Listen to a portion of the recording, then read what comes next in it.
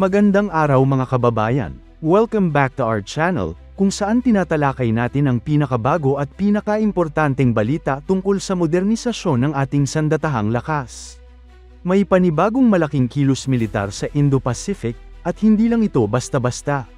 Nagsama na ang dalawang pinakamalalakas na puwersa sa dagat, ang US Navy at ang Royal Navy ng United Kingdom, sa isang matinding military exercise na tinatawag na Talisman Sabre 2025.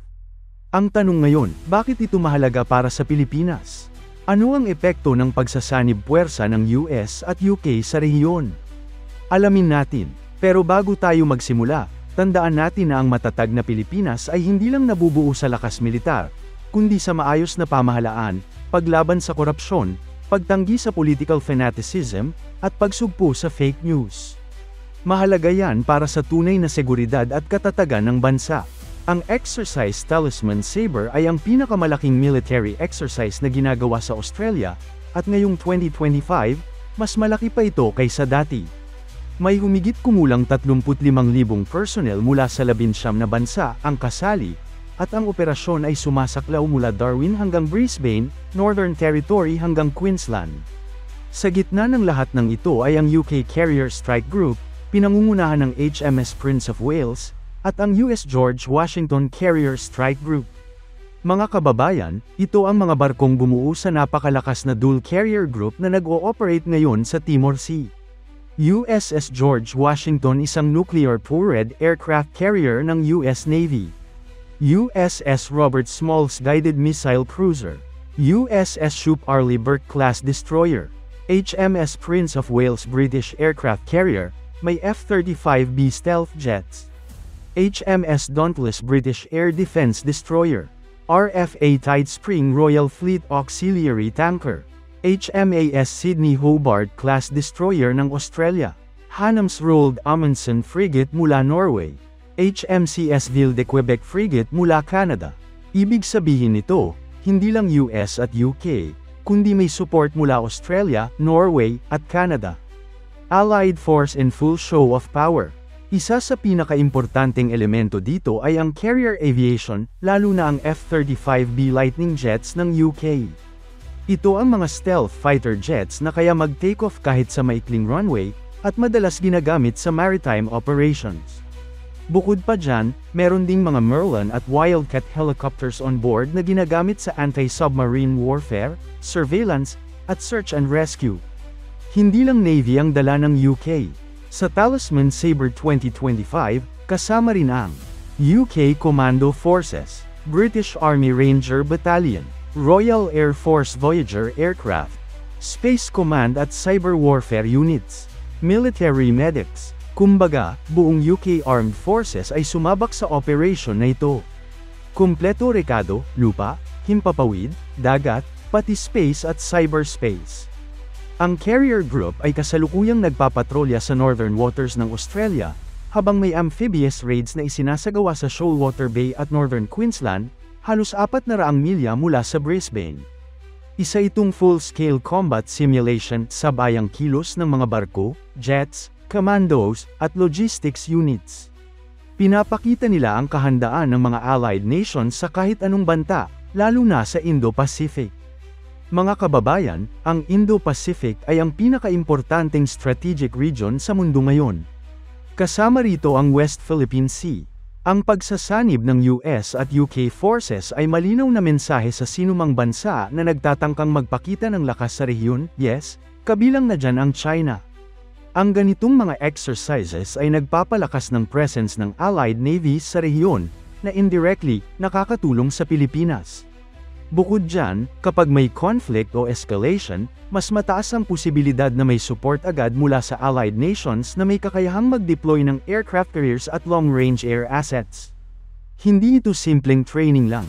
Ang Talisman Sabre ay isang pagpapakita ng multinational defense cooperation, isang strategic rehearsal para sa multi-domain warfare, isang mensahe ng deterrence sa mga gustong manggulo sa karagatan ng Asia-Pacific. Pero bukod sa pagpapakita ng lakas, may isa pang mahalagang aspeto ang ganitong klaseng operasyon, interoperability. Ibig sabihin, lahat ng bansang kasali ay sinasanay hindi lang para makipagsabayan, kundi para talagang magtulungan at mag-operate bilang iisang puwersa. Ito ang klase ng coordination na hindi nabubuo overnight. Halimbawa, sa dual carrier operations ng US at UK, kailangang magtugma ang communication systems, logistics procedures, air traffic management sa dagat, at pati na ang rules of engagement. Kapag nagkaroon ng real-world conflict, magiging critical ang ganitong seamless cooperation. Sa mga katulad nating bansa na may territorial issues, gaya ng Pilipinas, malaking advantage kung may kaalyado tayong sanay makipagtrabaho sa iba't ibang militar. At habang tumataas ang presensya ng mga allied navies sa rehiyon, tumataas din ang posibilidad na ang mga maritime incidents ay agad na marerespondehan. Sa kabilang banda, mahalagang maintindihan din natin ang tinatawag na strategic signaling. Kapag may ganitong klaseng operasyon malapit sa South China Sea, ito ay hindi lang training, kundi mensahe rin. Isang paalala na ang Indo-Pacific ay hindi pag-aari ng isang bansa lang. Ito ay shared domain, kung saan kailangang igalang ang international law, partikular ang UNCLOS. Sa ganitong konteksto, pwede nating tanungin, saan nga ba papasok ang Pilipinas? Ayon sa mga past exercises gaya ng balikatan, active participant ang Pilipinas sa mga ganitong multilateral activities. Pero sa Talisman Sabre 2025, unang pagkakataon na nagpadala ang Philippine Army ng training audience, isang makasaysayang hakbang sa kasaysayan ng exercise na ito. Bagamat hindi pa full deployment o combat unit ang ating ipinadala, ito ay isang strategic entry point para sa mas malalim na pakikilahok sa mga susunod na iterations. May malaking advantage ito, una, na-e-expose ang ating tropa sa real-world scenarios kasama ang mga advanced na militar. Ikalawa, lumalalim ang interoperability natin sa mga kaalyado. At ikatlo, nagkakaroon tayo ng boses at presensya sa mga regional security platforms na dati ay limitado lang ang ating partisipasyon. Una, madadagdagan ang training experience ng ating mga sundalo. Ikalawa, mas mapapalalim ang coordination natin sa ibang bansa. Ikatlo, magkakaroon tayo ng mas malalim na access sa high-tech military practices, mula cyber warfare hanggang carrier-based operations. At huwag nating kalimutan, habang umaasa tayo sa tulong ng mga kaalyado, mahalaga rin ang sariling kakayahan. Dapat tuloy-tuloy ang modernisasyon ng ating Navy, Coast Guard, at Air Force. Ang lessons mula sa Talisman Sabre ay dapat magsilbing benchmark para sa hinaharap nating defense planning.